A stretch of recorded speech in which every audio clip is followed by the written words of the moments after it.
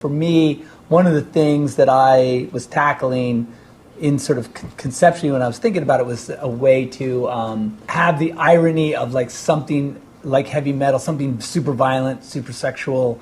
Zach, I'm really excited to talk to you about Rebel Moon, but I got to start with a really important question. What did you think of the Fortnite update?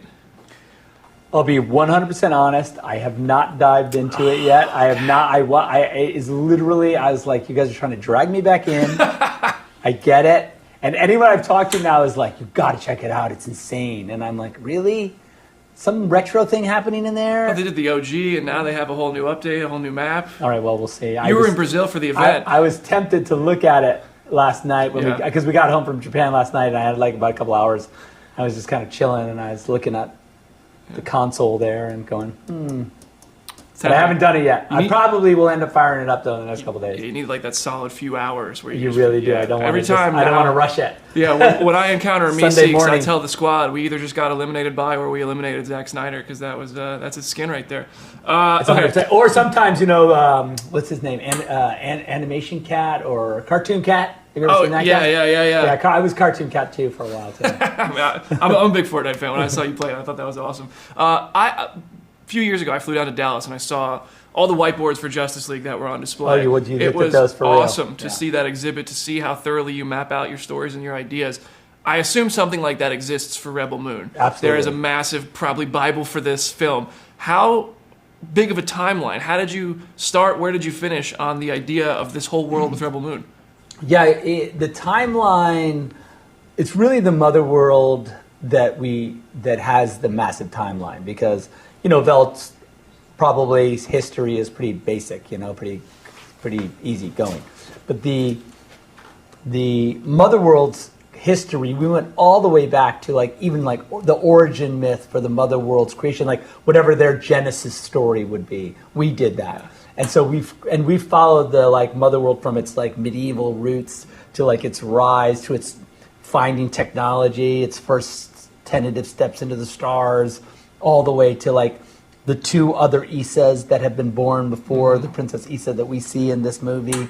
There's a whole thing. So we absolutely went deep on it. And then we also went past, of course, the events of our movie to know where this story could go if it were to go further. You've got a whole saga here ready for the telling, dude. I could just tell you have so much history that you've mapped out, and the characters, the cast, everybody seems to understand it. It's really cool.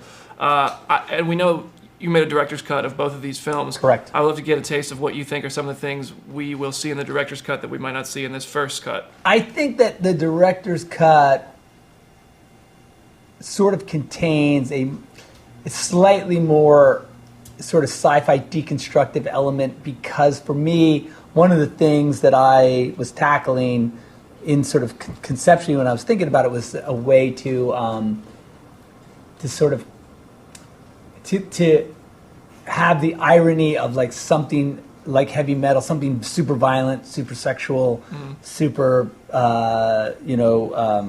visually gigantic in a movie where it has no business belonging. In a movie like this, it costs a ton of money and that is like a real legitimate production value and crazy.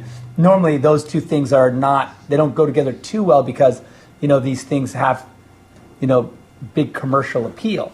So if you make it too niche. Niche. I knew where you were going. Could be niche too, based on the sort of nihilistic. No, just kidding. But you know what I mean. You can never. So it allowed me to do both. Have something that. But so when you see the director's cut, you just see something a lot more weirdly more personal and bizarre. I'm already excited. I always love your cuts, man. All right, my last question for you. You worked on DC films at a time, that decade, I'd say, of movies was dominated by comic book movies. And now we're starting to see a real shift where people are getting really excited for original stories or just new stories, Oppenheimer, Barbie, Rebel Moon. I would love to hear your take on kind of that state of the industry, how it's shifting, and how that kind of influences you and your choices and your ambitions as a filmmaker. It's weird because, it's, for me, making moves in the movie business for a writer-director, is a glacial thing. I can't just turn and say oh, that's what people want to see. Right. So this has been long time in the making. Yeah. And I think it's always been my sort of goal to create original work and kind of make new stuff. So if that happens to line up with what people are like want, that's fine by me. Awesome, man. I can't wait for everybody to see Rebel Moon. Thank you so much for the time. Always a pleasure.